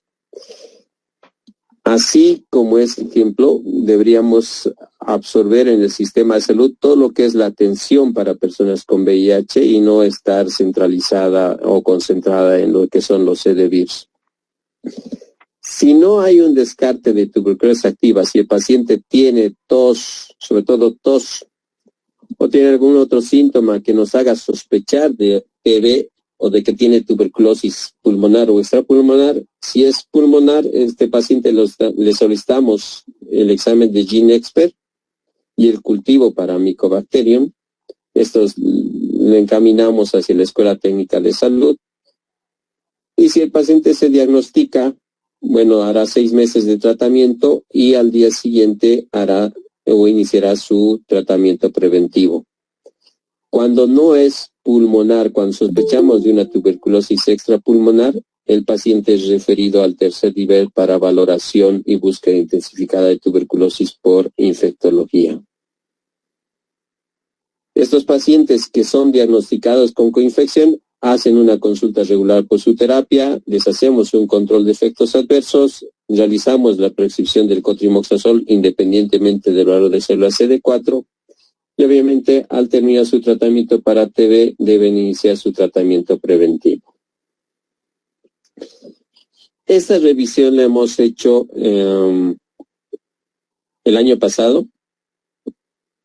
Hemos visto los casos de coinfección que hemos tenido a nivel departamental durante 5 años, desde la gestión 2016 hasta la gestión 2020, para ver sobre todo la carga de tuberculosis que teníamos en pacientes adherentes a terapia antirretroviral. El resultado es este. Fíjense que de estas 259 personas que han enfermado tuberculosis en esas 5 gestiones, solamente un 6% eran personas que habían demostrado, entre comillas, habían demostrado buena adherencia a la terapia antirretroviral, con carga viral indetectable. El resto de los casos de tuberculosis que se han dado, el 82% de los pacientes, o si quieren el 94% restante, ha sido en personas con diagnóstico tardío de infección por VIH. Ayer la doctora Calderón les decía sobre el caso que había diagnosticado el día de ayer, justo creo que dijo, o antes de ayer, que era un niño de 4 años que seguramente había pasado por los servicios de salud ya varias veces por desnutrición o por alguna molestia, y a nadie se le ha ocurrido sospechar de infección por VIH. Eso es diagnóstico tardío. No se llega a un diagnóstico oportuno. Mañana lo van a ver con la doctora Quiroga, el tema del diagnóstico, y van a ver que realmente el diagnóstico requiere ser oportuno. Fíjense, diagnóstico tardío, 51 usuarios. Y aunque no crean, aún este año, a nivel nacional, tenemos emisión de diagnósticos posteriores al fallecimiento de la persona. La persona se interna en un servicio, se le toman muestras, fallece, y al día siguiente o 2 días te dicen que era confirmado para infección por VIH. Entonces, el diagnóstico tardío se lleva la mayor carga de enfermedad por tuberculosis en personas con VIH. Otro es el inicio tardío de terapia antirretroviral. Y esto es lo que refleja la cascada del continuo de atención a personas con VIH. Si tenemos un buen logro en diagnóstico, fallamos en la vinculación, retención de los usuarios. No inician terapia en el momento que tienen que iniciar. Mientras más tiempo está la persona sin terapia, y obviamente si no está con terapia tampoco la vamos a captar con tratamiento preventivo para tuberculosis, esta persona tiene mayor riesgo de enfermar tuberculosis. Y el 31% de estos pacientes eran pacientes mal adherentes a la terapia antirretroviral. Y si revisamos nuevamente los criterios de elegibilidad o no elegibilidad de la guía del 2018, nos dice que los pacientes mal adherentes a la terapia no podrían acceder a tratamiento preventivo, cuando son estos pacientes los que mayor riesgo tienen para enfermar. Gracias.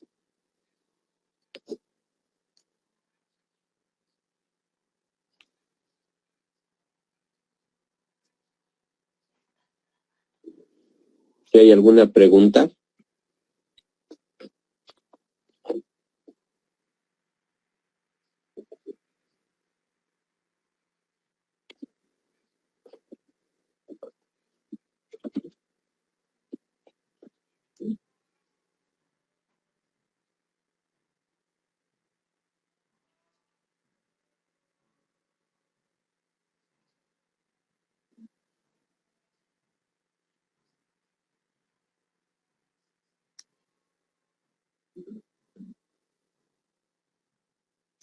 Hola.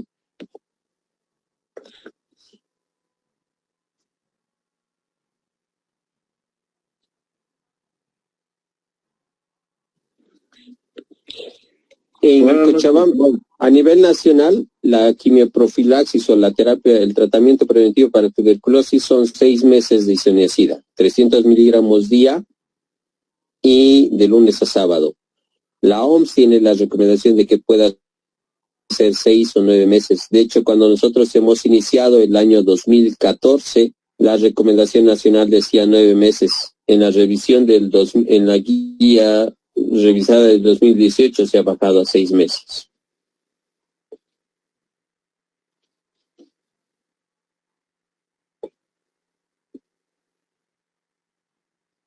El doctor Freddy Ahumada ha preguntado eso. El doctor Freddy Ahumada también ayer en el chat puso una pregunta sobre si la doctora Calderón consideraría que sea obligatorio la ligadura de trompas a las mujeres con VIH jóvenes. No está recomendado. En realidad el derecho de maternidad o el derecho a ejercer paternidad, maternidad es un derecho que no se puede quitar. La ligadura está indicada cuando hay paridad satisfecha.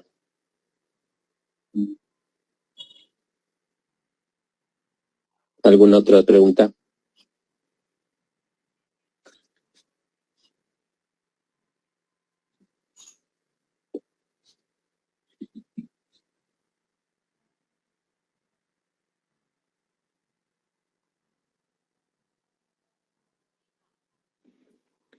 Hola, Sí.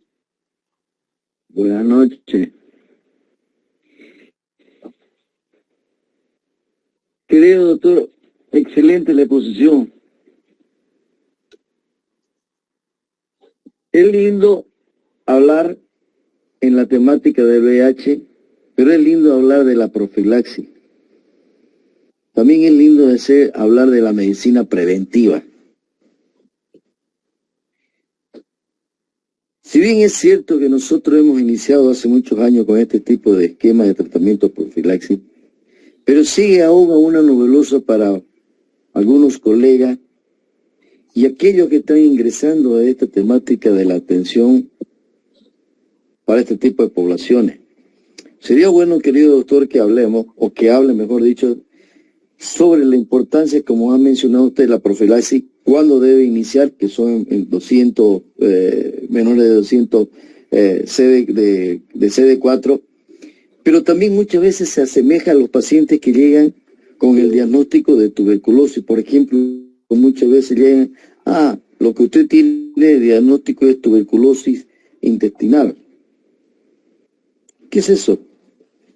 Viene y lo ve el paciente que en la posta o en los centros médicos más, lo deriva al especialista y el especialista lo deriva si debe iniciar o debe continuar, debe abandonar, ARB debe continuar. No sé si puedes explicar eso, Walter, que es muy importante para que en estos cursos que está, también se integre estos tipos de temáticas. Yo entiendo que tu temática que estás hablando, tu tema es sobre profilaxis. Sería bueno que lo desmenuce eso, querido Walter. No sé si podés. Me gustaría. No sé si mañana el tema es, la carga del tema, yo supongo que va a ser sobre todo tuberculosis. ¿Qué dice la recomendación de la Organización Mundial de la Salud? Dice, en tema de coinfección, tuberculosis, VIH, que hay que tener cuidado con el inicio de terapia antirretroviral y sospecha de tuberculosis, sobre todo meningia o extrapulmonar, incluso criptococosis meningia. Te dice que si hay sospecha de una patología extrapulmonar por TB, por Mycobacterium, o el CD4 está abajo de 50, deberías postergar el inicio de terapia antirretroviral.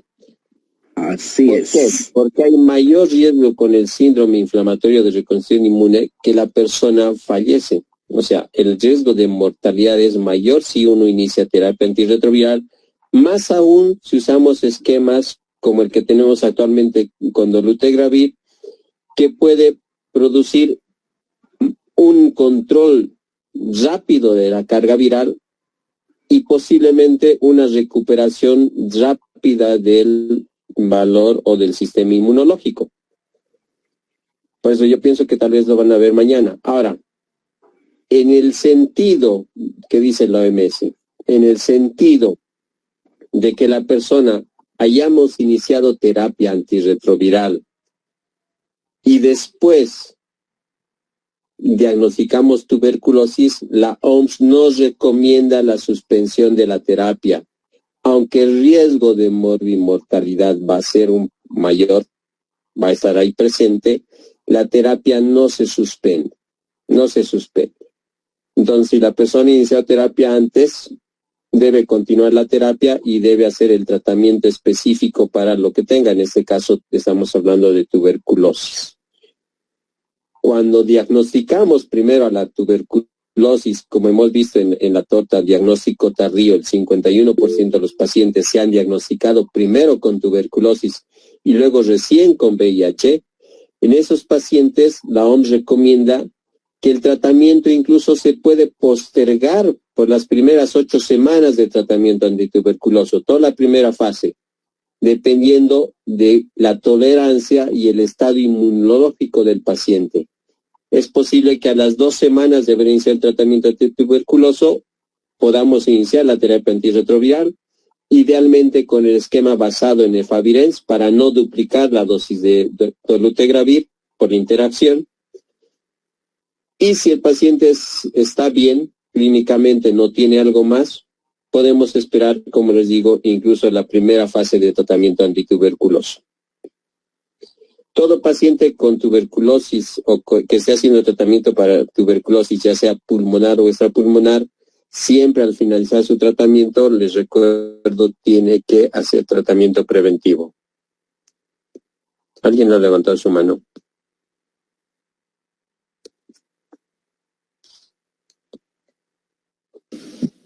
Buenas noches, doctor. Sí. Doctor, tengo una pregunta al respecto de la profilaxis para neumocistitis girovesi. Mencionaba de que tenemos que hacer la profilaxis hasta tener CD4 mayor a 200 células, ¿no? ¿A qué tiempo tengo que hacer control? El control del valor de CD4 es cada 6 meses. Entonces, cuando tú tienes un recuento de células CD4 pon de diciembre del 2022 y tienes 160, eso significa que por lo menos hasta junio, que vas a hacer tu siguiente control, el paciente debe recibir su profilaxis con cotrimoxazol. Sí o sí, debe seguir recibiendo.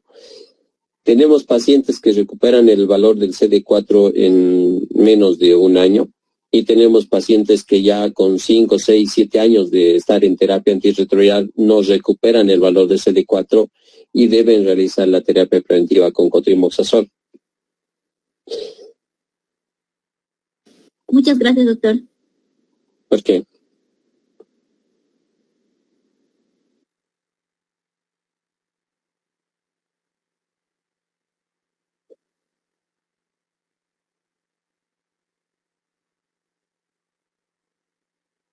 No sé si hay alguna otra duda.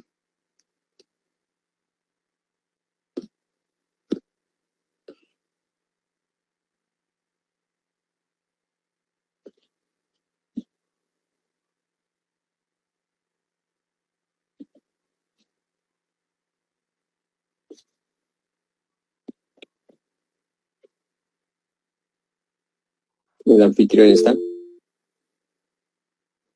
Freddy. Mi estimado doctor, aguardando que alguno de los colegas pueda hacer algunas preguntas, pero al parecer ahí queda. No sé, el licenciado Zambrano levantó la mano. Sí.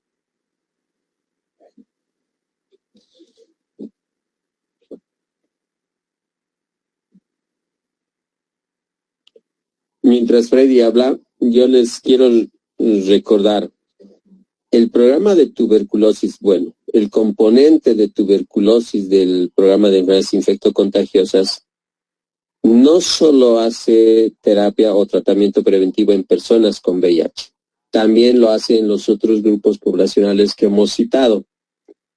Algo que en coordinación o en conversaciones con ellos yo conozco es que hay bastante personal en los centros de salud que tiene miedo a brindar lo que es tratamiento preventivo en estos otros grupos poblacionales, en personas con enfermedad renal a partir del grado 3 o personas en diálisis renal, en personas con tratamiento por cáncer. En todos estos grupos dice que hay un poquito de miedo en el tema de darles tratamiento preventivo. Nosotros, o bueno, uno de los problemas o contratiempos con los que chocamos en el tema del tratamiento preventivo en las personas con VIH es que se debe hacer en el centro de salud y debe ser DOTS. Y es que son 6 meses. Ya hemos hecho varias veces recomendación al programa nacional de que deberíamos ver la posibilidad de tener un esquema acortado con rifapentina y isoniazida por un mes diario, y que eso nos ayudaría bastante en el tema de polifarmacia. Si se dan cuenta, estamos hablando en todos los casos de polifarmacia: enfermedad renal, diálisis, cáncer, tratamientos inmunosupresores, todos son polifarmacia, incluido VIH. Y a nadie le gusta tomar mucho medicamento y menos por mucho tiempo. Entonces es un tema complejo la polifarmacia. De todas formas, esquemas acortados sí han demostrado tener efectividad y mejor aceptación por los usuarios. Pero tenemos casos en personas con enfermedad renal de tuberculosis, y esos casos se pueden también prevenir haciendo este tratamiento preventivo. Entonces, a quienes trabajan en centros de salud, les digo que consideren, cuando vean estos pacientes, el tema de hacer tratamiento preventivo.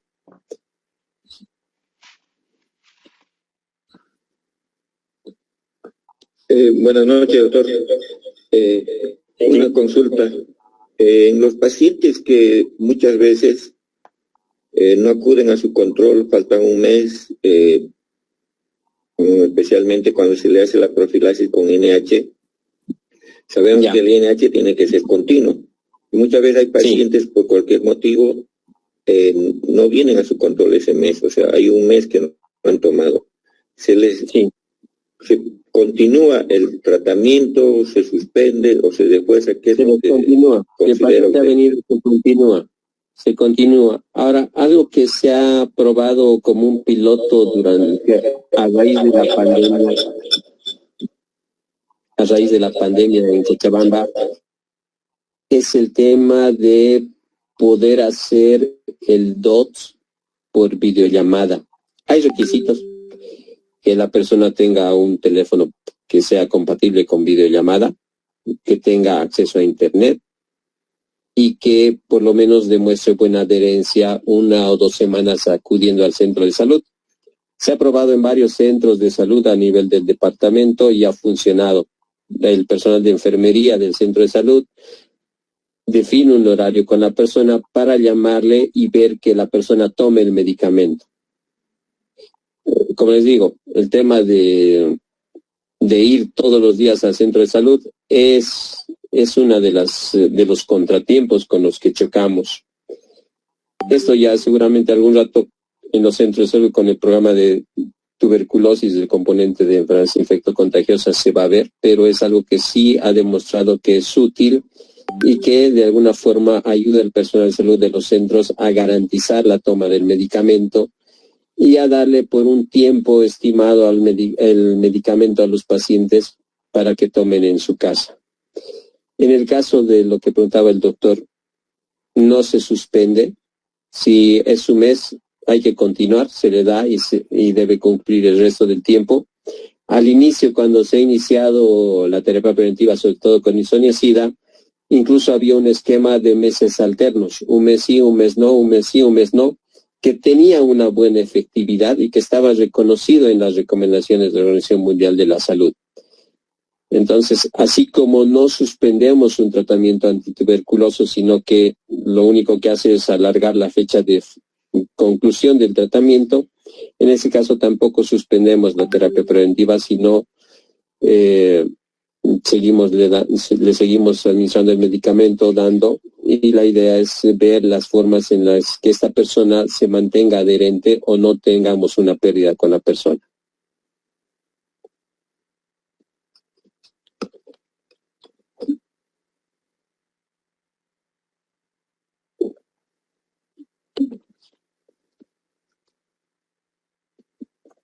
¿Había algo en el chat?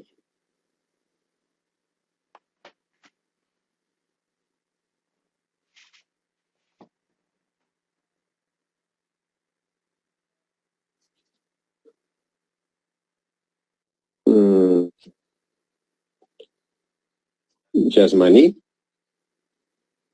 De Freddy Zambrana, mi estimado doctor, ahí en el chat. Sí, pero no está el Yasmani, era sobre su tema. Ya no hay lío. Si no está el Yasmani, yo respondo. Ya, Freddy dice en el chat que hay muchas personas que se acercan al programa a pedir medicamentos antirretrovirales porque tuvieron relaciones sexuales con personas que no conocen y no usaron condón.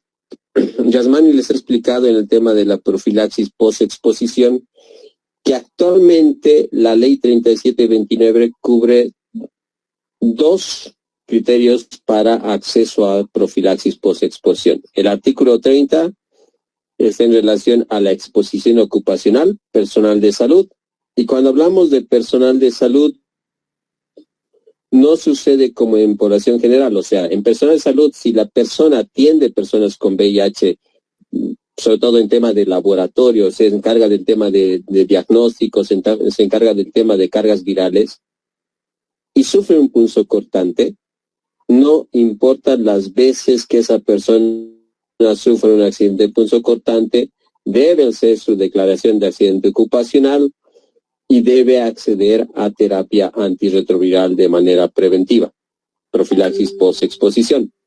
En el caso de víctimas de agresión sexual, que es lo que cubre el artículo 31 de la ley 3729, toda persona víctima de agresión sexual, hombre, mujer, niña, niño, adolescente, debe acceder a profilaxis porque es víctima de agresión sexual, sí o sí. Es difícil que les diga las veces que haya sido agredido, no, o sea, esperamos que eso nunca suceda, o sea, es difícil considerar a una persona varias veces víctima de agresión sexual. Y en el caso de relaciones sexuales casuales sin condón, no cubre. No cubre, bajo todo el consumo de alcohol, se me ha roto el condón, no sé si la otra persona tiene, no cubre. Lo que tomamos en cuenta es el tipo de exposición, tomamos en cuenta la prevalencia en el medio para hacer una evaluación y ahí importa mucho el tipo de población. Es lo mismo que tú seas heterosexual, que seas homosexual o seas una mujer trans. O sea, la prevalencia de casos en población general es muy diferente a la prevalencia de casos en hombres que tienen sexo con hombres o en población trans. Entonces se toma en cuenta estas consideraciones para el acceso. Cuando sabemos que la pareja, y esa era la pregunta creo del doctor Ligerón, cuando sabemos que la pareja es positiva, una pareja cero discordante en la que uno es positivo y el otro no, la profilaxis es excepcional. La profilaxis post-exposición debe ir ligada de un proceso de educación, de un proceso de información y por el área que competa, ya sea psicología, el área de enfermería o médico o el educador par incluso, sobre el uso correcto del condón, el uso de lubricantes, y como les digo, es excepcional. Una persona, pareja cero discordante, no puede acceder a profilaxis post-exposición todas las veces que se les rompa el condón, no. Para eso, algún rato vamos a hablar en el país ya de profilaxis pre-exposición.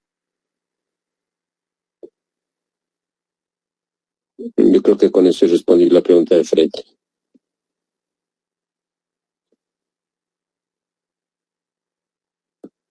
Rifapentina no tenemos. Lastimosamente no tenemos. El programa de tuberculosis quisiera tener igual. El costo es elevado. Dice que a nivel arriba no lo considera muy elevado el costo de la rifapentina. Pero si nosotros viéramos, así como esta tortita que les he presentado sobre los casos de coinfección, viéramos que nuestra cobertura de tratamiento preventivo para tuberculosis es baja, realmente el costo-beneficio de tener rifapentina asociada a isoniazida durante un mes en el país para tratamiento preventivo no sería nada en relación a la carga de tuberculosis o de personas que pueden enfermar tuberculosis por no tener un esquema así. Ese costo-beneficio es lo que en algún momento hay que demostrar, esa relación al ministerio para ver la compra de rifapentina para usar.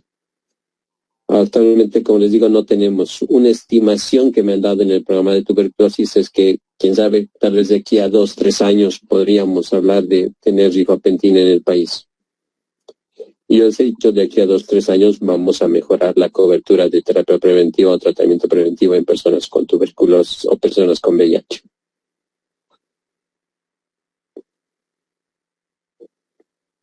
¿Alguna otra duda? Todas las dudas que quieran, porque después llamar al CDBIR o buscar a alguien es grave.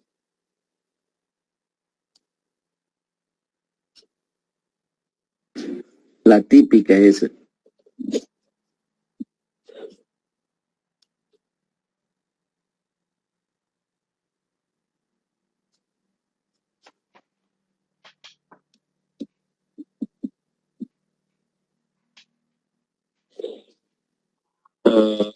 La transmisión dolosa de VIH está penada por ley. Si se demuestra que hay transmisión dolosa del VIH, está penado por ley. Se considera como un intento de homicidio. La idea es tener personas que quieran realizar la denuncia. Entonces, ese es el punto.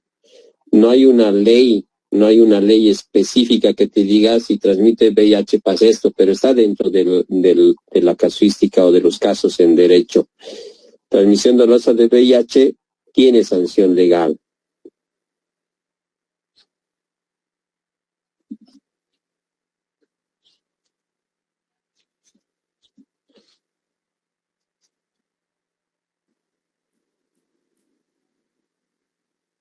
Creo que no hay más dudas.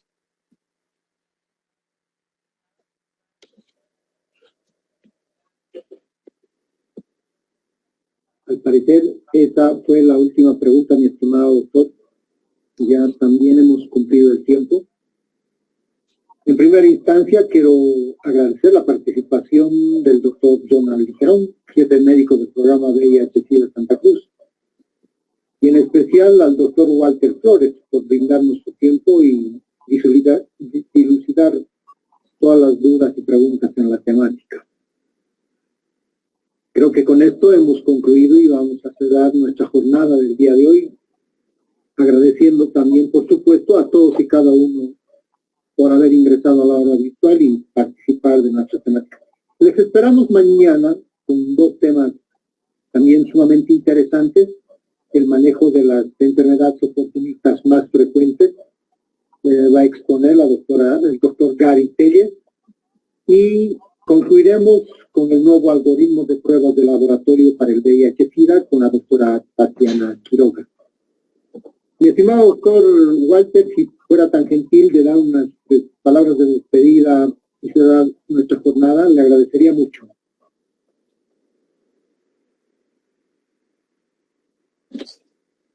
No, simplemente agradecer la invitación, la coordinación para el taller, la participación de las personas, de los asistentes, porque es nuestra responsabilidad como personas de salud conocer de la temática.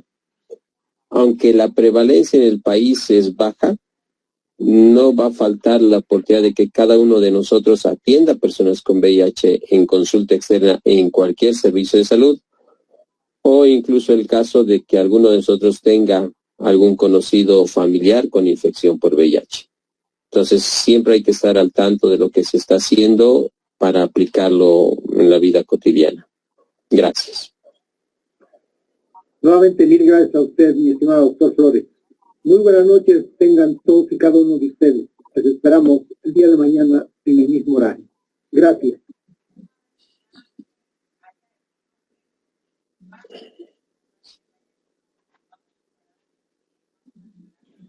Gracias por la disertación.